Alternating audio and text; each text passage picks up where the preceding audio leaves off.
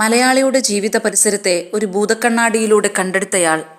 ശരീരമല്ല പ്രതിഭയാണ് അഭിനേതാവിനെ സൃഷ്ടിക്കുന്നതെന്നും കാലത്തോട് പ്രതികരിക്കുന്നതാണ് കലയെന്നും പറയാതെ പറഞ്ഞുവെച്ച അതുല്യ കലാകാരൻ, മലയാളത്തിൻ്റെ സ്വന്തം ശ്രീനിവാസൻ. 1950 മെയ് 2 കണ്ണൂരിലെ പാട്യത്താണ് ശ്രീനിവാസൻ ജനിച്ചത്.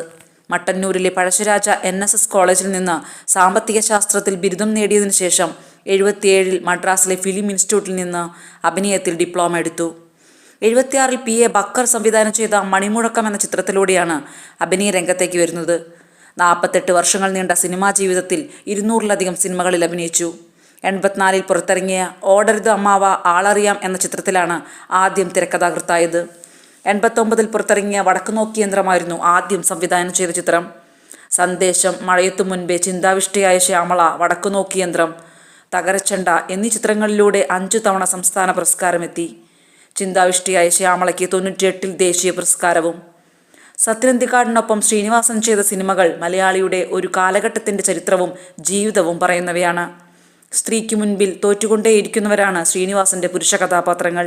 വടക്കുനോക്കിയന്ത്രവും ചിന്താവിഷ്ടയായ ശ്യാമളയും പോലുള്ള ശ്രീനിവാസൻ സൃഷ്ടികൾ ഇത്തരത്തിൽ ലോക സിനിമയിലെ തന്നെ അപൂർവതകളായിരുന്നു.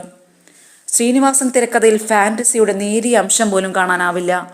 ജീവിതത്തിൽ നിന്ന് ചീന്തിയ ചോര തുടിക്കുന്ന ഏടുകളാണ് അദ്ദേഹത്തിൻ്റെ ഓരോ രചനയും.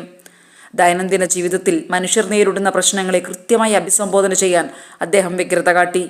അദ്ദേഹത്തിൻ്റെ കഥാപാത്രങ്ങൾ ഒരിക്കലും വരമൊഴി സംസാരിച്ചില്ല.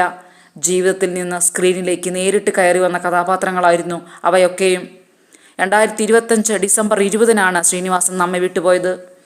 പ്രശംസകൾക്കും അംഗീകാരങ്ങൾക്കും പുറകെ പോകാതെ, അർഹമായ ഇടങ്ങളിലേക്ക് പോലും ചുവടുവെക്കാതെ, നിറഞ്ഞ ചിരിയോടെ തലയുയർത്തിപ്പിടിച്ച് മലയാളിയുടെ ബോധമണ്ഡലങ്ങളിൽ നിലകൊള്ളുന്ന ഈ എഴുത്തുകാരന്, സിനിമാക്കാരന്, സാമൂഹ്യ വിമർശകന് മരണമില്ല.